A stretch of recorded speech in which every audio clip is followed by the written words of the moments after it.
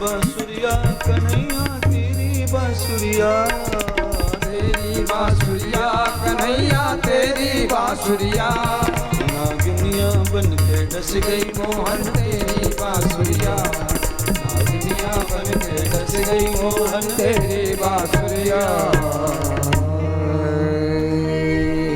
देखिए,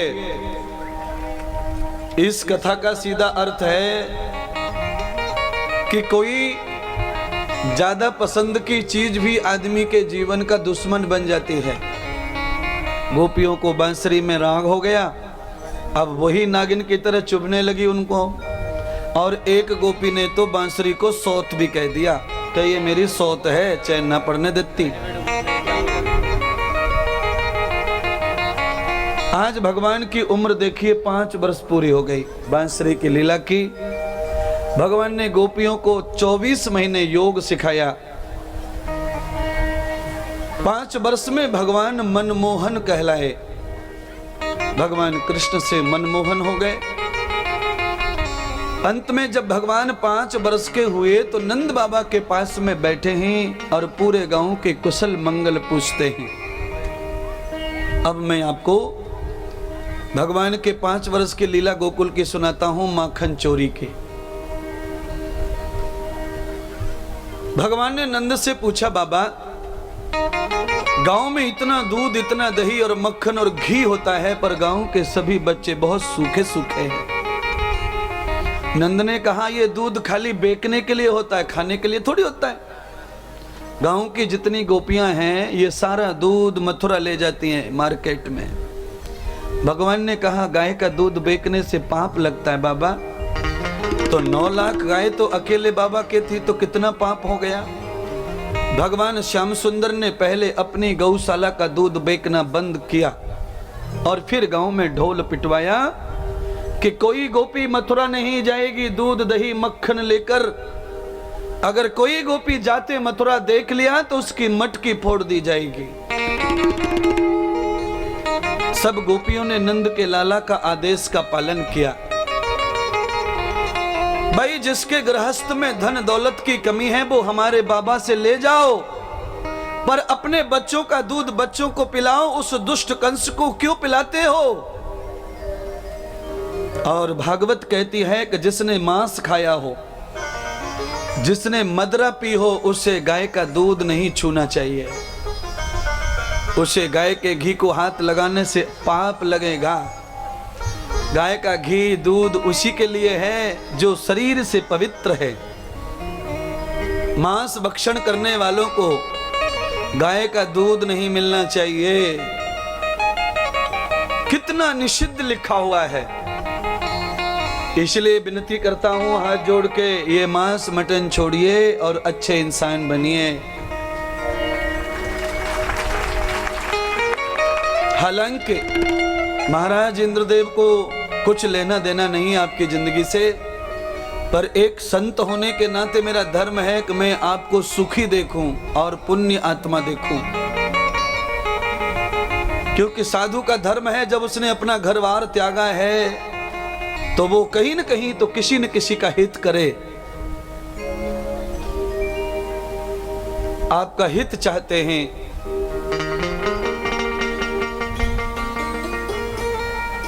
गाय का दूध पिएंगे, गाय का घी खाएंगे, तो मैं आपको सच कहता हूं फेयर एंड लवली लगाने की जरूरत नहीं पड़ेगी चमड़ी पर।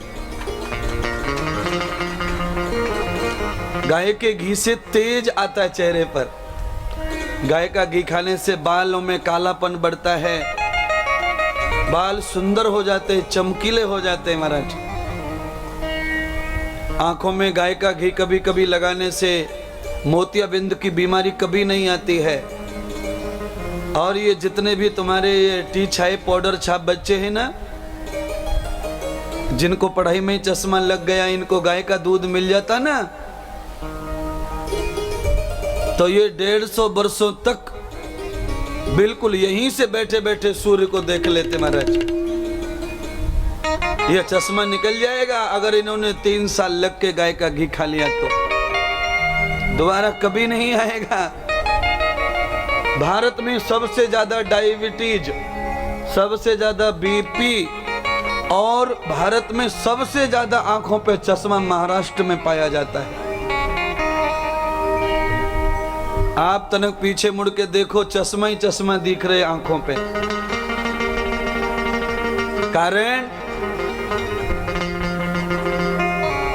कारण नहीं पता है। आप देखिए, आप यहां से भोपाल चले जाइए, भोपाल के आगे कश्मीर तक चले जाओ, आपको चश्मा का कहीं कहीं दर्शन होगा। कारण क्या है? कारण यही है जो मैं आपको बताना चाहता हूं। सदगुरु भगवान सुखदेव राजा परीक्षित को कहते हैं, प्रभु आज भगवान नंद के साथ में पूरे गांव की गलियों में घूमे। देखिए, बड़ी शांति से, कहीं भी हलचल नहीं होना, कथा इतनी बढ़िया सुनाएंगे आपको आगे। अब 5 वर्ष के भगवान श्री कृष्ण आज अपने नंद बाबा को ज्ञान देते हैं। बाबा, गाय का दूध बेचना मतलब अपनी जननी मां का दूध बेचने के समान अपराध है। आज पूरे 7 दिन हो गए, भगवान ने बंद कर दिया मथुरा में जाना दही दूध का। 7 दिन के बाद भगवान श्री दामा मुद मंगल माधव जैसे सखाओं से मिले। अरे घी मिला, दूध मिला, दही खाया, मक्खन खाया, आंसू भराए सखाओं के, कहा नहीं। अरे तुम्हारी माँ को रोक दिया है, दही दूध इतना घर में होता है, फिर क्या बात है, क्यों नहीं खाते हो? कहा माँ नहीं खिलाती। तो कहाँ ले जा रही है? तो कहा उसने छिक्के पे टांग दिया है सब भर भर के मटकियों में।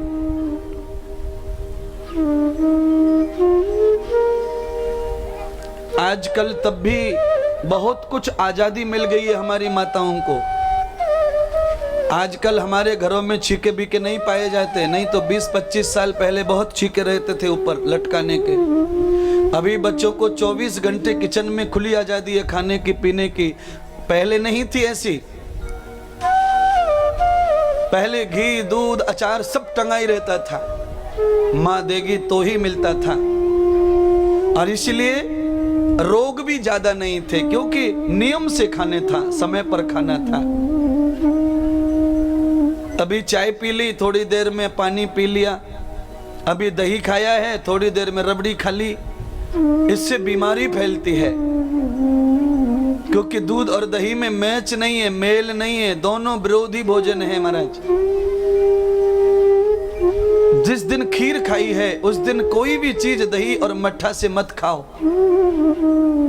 सूर्य अस्त हो जाए तो कढ़ी बिल्कुल मत खाओ, नहीं तो पूरे शरीर में बदन में दुखना शुरू हो जाएगा। घुटने, कमर, पैर, हड्डी हड्डी, जॉइंट दुखेगा। इसलिए कढ़ी खाने वाले स्वादिष्ट लोग हैं, उनके लिए ज्ञान कि जब तक सूर्य नारायण का दर्शन है तब तक ही खट्टा खाना चाहिए। सूर्य अस्त हो जाए तो अम्मट वस्तु नहीं खाना, खट्टाई नहीं खाना। बस इसी से सारा शरीर स्वस्थ रहेगा आपका। रसगुल्ले खा रहे छेने के, खीर, रायता है तो रायता भी पी लिया ऊपर से, आइसक्रीम खा ली, फिर फल खा लिए, सारी चीजें खा रहा है एक ही साथ में महाराज, और ऊपर से 2 गिलास पानी ठोक दिया। अब अंदर मशीन को चलने की जगह ही छोड़ी नहीं है कि वो कहीं घूम ले, और वो घूमती नहीं, इसीलिए वो ब्लॉकेज करती है मशीन। फिर ब्लॉकेज, सब नलियां चौक होने लग जाती है महाराज। उसी से हाई बीपी हो जाता है, उसी से शुगर बढ़ जाता है, कोलेस्ट्रॉल बढ़ जाता है, उसी से हार्ट बढ़ जाते हैं, पल्स बढ़ जाते हैं, मौत आ जाती है। इसलिए हमेशा ध्यान रखना, पेट ऐसा होना चाहिए जैसे रुई का फोया होता है। पेट बिल्कुल फोया जैसा मुलायम होना चाहिए। ये पेट तुम्हारा कड़क हो गया तो समझ लो मम्मी आ गई लेने के लिए। इसलिए इसको मुलायम रखो पेट को। भगवान ने सबको रोका, गोपियों ने मक्खन मिश्री दही को लटका दिया ना, तो भगवान ने सारे मंडल को इकट्ठा किया, श्री दामा को बुलाकर कहा भगताम वेदो न पुण्यम, गांव सुधार योजना चालू करेंगे। गांव सुधार योजना, भगवान ने गांव सुधार योजना कब शुरू की? 6 साल की आयु में महाराज। और तुम कब करेंगे शुरू परिवार सुधार योजना? हैं भाई, तुम कब शुरू करेंगे तंबाकू योजना? भगवान ने 6 साल की आयु में गांव सुधार योजना शुरू कर दी। कितने सदस्य बनाए कमेटी में? 11 सदस्य बनाए भगवान ने। और कमेटी का नाम भगवान ने भागवत में लिखा है, बाल गोपाल विद्यायाम चोरो मंडलो यथाम। मंडल का नाम भगवान ने रखा बाल गोपाल चोर विद्या मंडल। ऐसी चोरी करेंगे भगवान जिसमें अपराध और पाप न लगे, उसका लेके उसको ही देंगे। बाप की संपत्ति का अधिकारी कौन? बेटा। भगवान ने बापा से लिया और बेटे को दिया। इतनी चोरी की है, अपने घर में 1 उंगली भर भी मक्खन नहीं लाए। आज तो भगवान ने प्रभावती के घर में डाका डाल दिया। प्रभावती कुआं पे पानी भरने गई है, पीछे से सब यार दोस्तन ने लेके घुस गए। भगवान गंडोड़ा मचा रहे, खकोड़ा मचा रहे, किधर है मक्खन, किधर है दही, किधर है मुरब्बा गुलकंद। बीच आंगन में 7 मटकी भगवान ने देखी लटक रही है। भगवान 6 साल के थे, हाथ ना पहुंच रहा है। भगवान ने बांसुरी निकाली कमर में से और कुदक कुदक के भी फोड़ने की कोशिश की, पर मामला जमता नहीं है। अब भगवान कहते हैं क्या करें, माखन ये सब खाएंगे, टेढ़े मेढ़े लंगड़े घुंगड़े, तो चलो घोड़ा बनो। भगवान ने अपने 10 साथियों को घोड़ा बनाया, एक दूसरे के कंधे से कंधा जोड़ दिया। भगवान ने कहा मैं तुम्हारे ऊपर चढ़ता हूं और देखो ऊपर से माल गिराऊंगा, लंबी जीभ निकाल के रखो, टपकाऊंगा सबके थोपड़े पे।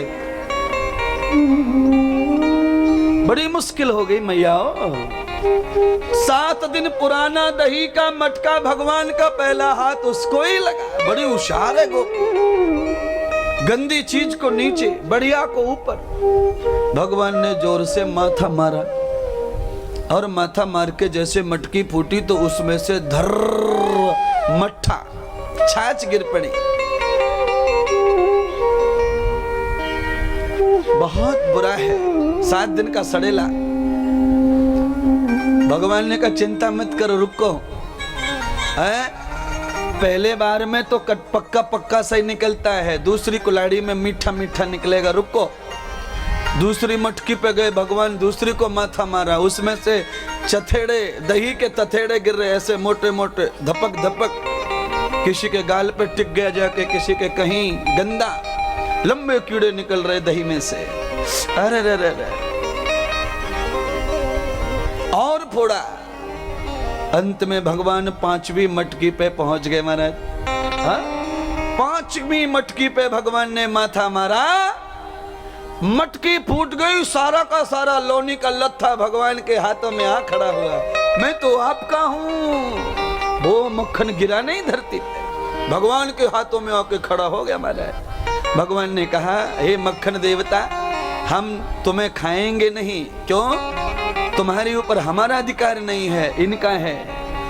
हमारे बाबा के घर में 9 लाख गायें हैं, हम माखन अभी नहीं खाते, अभी हम छोटे हैं, इनको खिलाएंगे क्योंकि इनका है। भगवान ने कहा रुको, ए श्रीदामा, लो इसको लेके बाजू में हटो। ऊपर वाली को, 6वीं को देखा भगवान ने, 6वीं में गुलकंद भरा पड़ा है, फोड़ दिया गुलकंद। ले मुदमंगल। 7वीं को फोड़ा, मुरब्बा ले। नीचे आ गए, सबको पंक्ति में बिठा दिया भगवान ने। सबको पहले गुलकंद परोस दिया, उसके बाद मुरब्बा परोस दिया, बाद में मक्खन परोस दिया। आज सभी सखाओं ने, भगवान के मित्रों ने पेट भर के जय बोल कर खाया महाराज। बहुत बचा। खा पी के कुल्ला दांतुन नहीं किया, थतड़े बिगड़े होठ, जैसा था जैसा चल पड़े घर से। जैसे ही घर से निकलना हुआ और उधर से पानी लेके प्रभावती का घर में घुसना हुआ महाराज। जैसे पूरी फौज को देखा कि आंगन में सब गिरा पड़ा है, इनके हाथ मुंह सब माखन से बिगड़े हैं। प्रभावती गोपी ने अपने देवर को गाली गलौज देना शुरू किया, तू ही लेके आया होगा नंद के लाला को, अब मैं ना छोड़ूंगा। पानी की मटकी ऊपर से फेंक दी, पानी की मटकी भी फोड़ ली, दही की मटकी भगवान ने फोड़ दी। प्रभावती का आज बहुत बुरा दिन है, चारों तरफ नुकसान हो रहा है, अब बड़ी परेशान है। नहीं मानी, देख लूंगी। यशोदा के पास में गई शिकायत करने। यशोदा ने कहा ऐसा मेरा छोरा है ही ना, मेरे छोरा को माखन चोरी की क्या गरज है, उसके यहाँ तो ट्रक के ट्रक माखन यूं ही पड़ा रहता है, मेरा छोरा ऐसा है ही ना। कन्हैया को कान पकड़ के पूछा, सच बोल तूने चोरी की? ना ना मैया, ओ मैया मैंने ना। दूसरी गोपी आई, उसने शिकायत की, तीसरी ने की, चौथी ने की। अंत में यशोदा मैया परेशान हो गई शिकवा शिकायत से, डांटने लगी लाला को। ओ मेरी बहनों जरा कथा सुनिए ध्यान से। आज भगवान की गलती सुन के मैया ने हाथ में छड़ी उठाई है मारने को। भगवान को भी मैया दंड देना चाहती है, इसलिए भागवत का अर्थ है कि बच्चा जब बिगड़ रहा हो तो उसे जरूर डराओ धमकाओ। मैया यशोदा ने हाथ में छड़ी लेकर भगवान को पीटने के लिए घोषणा कर दी, मारूंगी पीटूंगी, बिगड़ गया सुधर जा।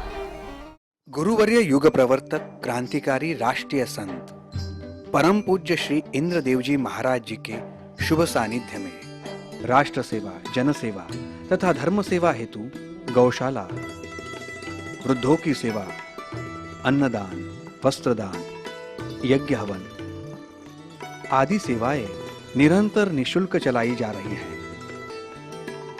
एक गोमाता के लिए 1 वर्ष के चारे हेतु 11,000 रुपए, 5 गौमाता का 51,000 रुपए,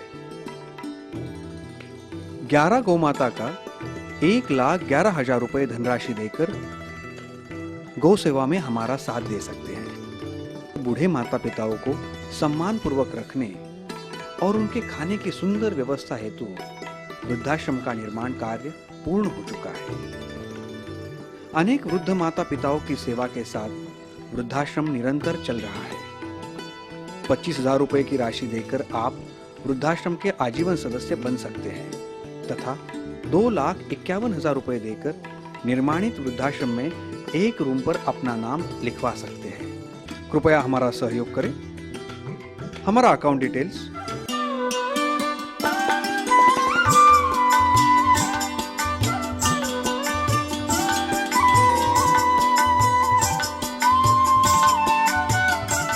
हमें संपर्क करने के लिए डायल करें +91 88 059 60202 +91 88 059 70202। अधिक जानकारी के लिए आप हमारी वेबसाइट भी देख सकते हैं www.shriindradevjimaharaj.com। हमारा ईमेल आईडी है shriindradevjimaharaj@gmail.com।